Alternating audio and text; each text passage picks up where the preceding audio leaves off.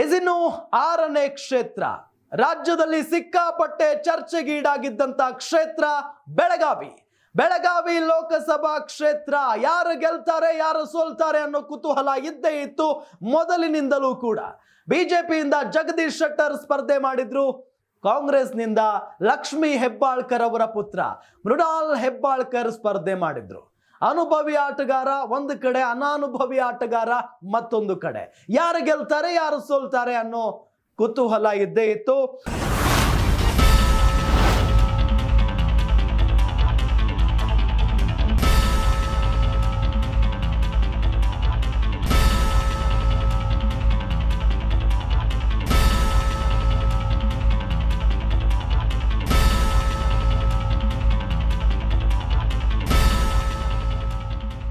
ಕಾಂಗ್ರೆಸ್ ಬಿಟ್ಟು ಮತ್ತೆ ಬಿಜೆಪಿ ಸೇರಿದ್ರು ಶೆಟ್ಟರ್. ಅವರಿಗೆ ಗೆಲುವಾಗಿದೆ.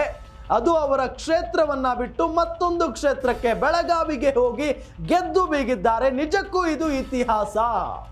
ಬೆಳಗಾವಿಯಿಂದ ಬಿಜೆಪಿ ಅಭ್ಯರ್ಥಿಯಾಗಿ ಜಗದೀಶ್ ಶೆಟ್ಟರ್, ಹಿರಿಯ ನಾಯಕ ಜಗದೀಶ್ ಶೆಟ್ಟರ್ ಸ್ಪರ್ಧೆ ಮಾಡಿದ್ರು. ಮೃಣಾಲ್ ಹೆಬ್ಬಾಳ್ಕರ್ ವಿರುದ್ಧ ಜಗದೀಶ್ ಶೆಟ್ಟರ್ಗೆ ಗೆಲುವಾಗಿದೆ. ವಿಧಾನಸಭಾ ಚುನಾವಣೆಯಲ್ಲಿ ಬಿಜೆಪಿಯನ್ನ ಬಿಟ್ಟಿದ್ರು ಜಗದೀಶ್ ಶೆಟ್ಟರ್. ನಿಮಗೆಲ್ಲ ಗೊತ್ತಿರುತ್ತೆ ಜಗದೀಶ್ ಶೆಟ್ಟರ್ ಅವರ ನಡೆ ಎಲ್ಲೋ ಒಂದ್ ಕಡೆ ಹುಬ್ಬಳ್ಳಿ ಧಾರವಾಡ ಜನ ಕ್ಷಮಿಸಿರಲಿಲ್ಲ. ಏನಿದು ಅಧಿಕಾರಕ್ಕೋಸ್ಕರ ಕಟ್ಟಿದ ಪಕ್ಷವನ್ನ, ಕಟ್ಟಿ ಬೆಳೆಸಿದಂತ ಪಕ್ಷವನ್ನ ಬಿಟ್ಟು ಕಾಂಗ್ರೆಸ್ ಹೋಗ್ತಾರಲ್ಲ ಇವರು ಅಂತ ಹೇಳಿ ಕೋಪಗೊಂಡು ಬಿಟ್ಟಿದ್ರು ಉತ್ತರ ಕರ್ನಾಟಕ ಭಾಗದ ಜನ. ಆದ್ರೆ ಅವರು ಮತ್ತೆ ಬೆಳಗಾವಿಗೆ ಬರ್ತಾರೆ. ಬೆಳಗಾವಿಗೆ ಬಂದು ನಿಂತಹ ಸಂದರ್ಭದಲ್ಲೂ ಕೂಡ ಜಗದೀಶ್ ಶೆಟ್ಟರ್ ಅವರ ಗೆಲುವು ಅಷ್ಟು ಈಸಿ ಆಗಿರಲಿಲ್ಲ. ಯಾಕೆ ಅಂತ ಹೇಳಿದ್ರೆ ಲಕ್ಷ್ಮೀ ಹೆಬ್ಬಾಳ್ಕರ್ ಅವರ ಪುತ್ರ, ಪ್ರಭಾವಿ ಸಚಿವೆ ಲಕ್ಷ್ಮೀ ಹೆಬ್ಬಾಳ್ಕರ್ ಅವರ ಪುತ್ರ ಮೃಣಾಲ್ ಹೆಬ್ಬಾಳ್ಕರ್ ಅವರಿಗೆ ಟಿಕೆಟ್ ನೀಡುತ್ತೆ ಕಾಂಗ್ರೆಸ್ನ ಹೈಕಮಾಂಡ್. ಹಾಗಾಗಿನೇ ಜಗದೀಶ್ ಶೆಟ್ಟರ್ ಅವರ ಗೆಲುವು ಅಷ್ಟು ಸುಲಭ ಅಲ್ಲ ಅಂತ ಕೂಡ ಮಾತನಾಡಿಕೊಳ್ಳಲಾಗ್ತಾ ಇತ್ತು. ಆದ್ರೆ ಇಲ್ಲಿ ಮೃಣಾಲ್ ಹೆಬ್ಬಾಳ್ಕರ್ ಸೋತು ಹೋಗಿದ್ದಾರೆ, ಜಗದೀಶ್ ಶೆಟ್ಟರ್ ಗೆದ್ದು ಬೀಗಿದ್ದಾರೆ. ಅನುಭವದ ಮುಂದೆ ಅನಾನುಭವ ಸೋತಿದೆ ಅಂತಾನೆ ಹೇಳಬಹುದು.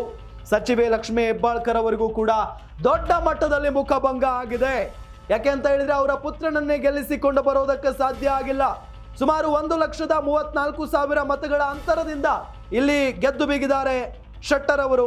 ಶೆಟ್ಟರ್ 7,30,000 ಮತಗಳನ್ನ ಪಡೆದುಕೊಂಡಿದ್ರೆ ಮೃಣಾಲ್ ಹೆಬ್ಬಾಳ್ಕರ್ 5,61,000 ಮತಗಳನ್ನ ಪಡೆದುಕೊಂಡಿದ್ದಾರೆ. ಆರಂಭದಲ್ಲಿ ಎಲ್ಲೋ ಒಂದ್ ಕಡೆ ಮೃಣಾಲ್ ಹೆಬ್ಬಾಳ್ಕರ್ ಅವರೇ ಗೆಲ್ತಾರೆ ಅನ್ನೋದು ಗೊತ್ತಾಗ್ತಾ ಇತ್ತು. ಆ ರೀತಿಯಾದಂಥ ಒಂದು ಪರಿಸ್ಥಿತಿ ನಿರ್ಮಾಣ ಆಗಿತ್ತು. ಮೃಣಾಲ್ ಹೆಬ್ಬಾಳ್ಕರ್ ಎಲ್ಲ ಹಂತಗಳಲ್ಲೂ ಮುನ್ನಡೆಯನ್ನ ಕಾಯ್ದುಕೊಂಡು ಹೋಗ್ತಾ ಇದ್ರು. ಆದ್ರೆ ಹಂತ ಹಂತವಾಗಿ ಶೆಟ್ಟರ್ ಅವರು ಮುನ್ನುಗ್ಗೋದಕ್ಕೆ ಆರಂಭ ಮಾಡ್ತಾರೆ. 7,30,000 ಮತಗಳನ್ನ ಪಡೆದುಕೊಳ್ತಾರೆ ಜಗದೀಶ್ ಶೆಟ್ಟರ್. ಪುತ್ರನನ್ನ ಗೆಲ್ಲಿಸಿಕೊಳ್ಳಲು ವಿಫಲರಾಗ್ತಾರೆ ಸಚಿವೆ ಲಕ್ಷ್ಮೀ ಹೆಬ್ಬಾಳ್ಕರ್. ಫೈಟ್ ಮಾಡಿ ತಮ್ಮ ಪುತ್ರನಿಗೆ ಟಿಕೆಟ್ ತೆಗೆದುಕೊಂಡಿದ್ರು. ಈ ಬಾರಿ ಶತಾಯಗತಾಯ ಗೆಲ್ಲಿಸಿಕೊಂಡು ಬರ್ತೀನಿ ನನ್ನ ಮಗನನ್ನ, ನನಗೆ ಟಿಕೆಟ್ ಕೊಡಿ ಅಂತ ಹೇಳಿ ಅಂಗಲಾಚಿದ್ರು ಹೈಕಮಾಂಡ್ ಮುಂದೆ. ಅದರಂತೆ ಏನೋ ಆತ್ಮವಿಶ್ವಾಸದಿಂದ ಮಾತನಾಡ್ತಾ ಇದ್ದಾರಲ್ಲ ಲಕ್ಷ್ಮೀ ಹೆಬ್ಬಾಳ್ಕರ್ ಅವರು, ಗೆಲ್ಲಿಸ್ಕೊಂಡು ಬಂದೇ ಬರ್ತಾರೆ ಅನ್ನೋ ನಂಬಿಕೆಯಲ್ಲಿ ಅವರ ಪುತ್ರನಿಗೆ ಟಿಕೆಟ್ ನೀಡಲಾಗಿತ್ತು. ಆದ್ರೆ ಸೋತು ಬಿಟ್ರು. ಬೆಳಗಾವಿ ಮತ್ತೊಮ್ಮೆ ಬಿಜೆಪಿ ಭದ್ರಕೋಟೆ ಅನ್ನೋದು ಸಾಬೀತಾಗಿದೆ. ನಿಮಗೆಲ್ಲ ಗೊತ್ತಿರುತ್ತೆ ಬೆಳಗಾವಿ ಬಿಜೆಪಿಯ ಭದ್ರಕೋಟೆ ಅಂಗಡಿಯವರಿದ್ದಂಥ ಸಂದರ್ಭದಲ್ಲಿಯೂ ಕೂಡ ಅದನ್ನ ಬಿಗಿ ಮುಷ್ಟಿಯಲ್ಲಿ ಹಿಡ್ಕೊಂಡಿದ್ರು. ಅದಾದ ನಂತರ ಕಳೆದ ಬಾರಿ ಚುನಾವಣೆಯಲ್ಲಿ ಅವರ ಪತ್ನಿ ನಿಂತ್ಕೊಂಡಿದ್ರು, ಅವರು ಕೂಡ ಗೆಲ್ತಾರೆ. ಈಗ ಟಿಕೆಟ್ ಅನ್ನ ಬಿಜೆಪಿಯವರು ಬದಲಾವಣೆ ಮಾಡಿ ಜಗದೀಶ್ ಶೆಟ್ಟರ್ ಅವರಿಗೆ ನೀಡ್ತಾರೆ. ಆದರೂ ಕೂಡ ಬೆಳಗಾವಿ ಬಿಜೆಪಿಯ ಪಾಲಾಗಿದೆ. ಮೃಣಾಲ್ ಸೋಲಿನಲ್ಲಿ ಕಾಂಗ್ರೆಸ್ಸಿಗರ ಪಾತ್ರವೂ ಇದೆಯೆಂಬ ಅನುಮಾನ ಇದೆ. ಎಕ್ಸಾಕ್ಟ್ಲಿ ಹೌದು. ಬೆಳಗಾವಿ ಇದೆಯಲ್ಲ, ಅದು ಯಾರ ಹಿಡಿತದಲ್ಲೂ ಇರಬಾರದು ಅನ್ನೋದು ಅಲ್ಲಿನ ಒಂದು ಕುಟುಂಬದ ಹಿಡಿತದಲ್ಲಿರಬೇಕು ಅನ್ನೋದು ಅವರ ಅಭಿಲಾಷೆ. ಯಾರ ಕುಟುಂಬ? ಜಾರಕಿಹೊಳಿ. ನಿಮ್ಗೆಲ್ಲ ಗೊತ್ತಿರುತ್ತೆ ಬೆಳಗಾವಿ ಅಂದ್ರೆ ಜಾರಕಿಹೊಳಿ ಕುಟುಂಬ ಅಂದ್ರೆ ಅದು ಬೆಳಗಾವಿ. ಹಾಗಾಗಿ ಯಾವುದೇ ಕಾರಣಕ್ಕೂ ಕೂಡ ಲಕ್ಷ್ಮೀ ಹೆಬ್ಬಾಳ್ಕರ್ ಅವರು ಬಹಳಷ್ಟು ಪ್ರಬಲ ಆಗಬಾರದು ಬೆಳಗಾವಿ ಲೋಕಸಭಾ ಕ್ಷೇತ್ರದಲ್ಲಿ ಅನ್ನೋದು ಅವರ ಯೋಚನೆಯಾಗಿತ್ತು. ಹಾಗಾಗಿನೇ ಎಲ್ಲ ಒಂದ್ ಕಡೆ ಹಿಂಬದಿಯಿಂದ ಪರೋಕ್ಷವಾಗಿ ಜಗದೀಶ್ ಶೆಟ್ಟರ್ ಅವರಿಗೆ ಸಪೋರ್ಟ್ ಮಾಡಿದ್ರು ಜಾರಕಿಹೊಳಿ ಕುಟುಂಬದವರು ಅಂತ ಕೂಡ ಮಾತಿದೆ. ಗೊತ್ತಿಲ್ಲ ಅದು ಎಷ್ಟರ ಮಟ್ಟಿಗೆ ಸತ್ಯ ಮತ್ತು ಸುಳ್ಳು ಅಂತ ಹೇಳಿ. ಅಲ್ಲಿನ ಮತದಾರ ಪ್ರಭುಗಳು ಇದರ ಬಗ್ಗೆ ಮಾತನಾಡ್ತಾ ಇದ್ದಾರೆ, ಹಾಗಾಗಿನೇ ಹೇಳ್ತಾ ಇದ್ದೀವಿ.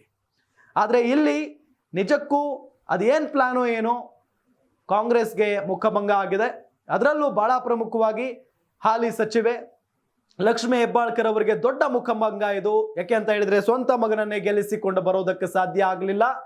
ಎಲ್ಲಿಂದಾನು ಅಂದ್ರೆ ಧಾರವಾಡದಿಂದ ಬಂದಂತ ಒಬ್ಬ ಹಿರಿಯ ನಾಯಕ, ಬಿಜೆಪಿಯ ಹಿರಿಯ ನಾಯಕ ಜಗದೀಶ್ ಶೆಟ್ಟರ್ ಅವರು ಬೆಳಗಾವಿಯಲ್ಲಿ ಗೆದ್ದಿದ್ದಾರೆ. ಮತ್ತೊಮ್ಮೆ ಸಾಬೀತಾಗಿದೆ ಬೆಳಗಾವಿ ಯಾವತ್ತಿದ್ರೂ ಕೂಡ ಬಿಜೆಪಿಯ ಭದ್ರಕೋಟೆ ಅಂತ ಹೇಳಿ.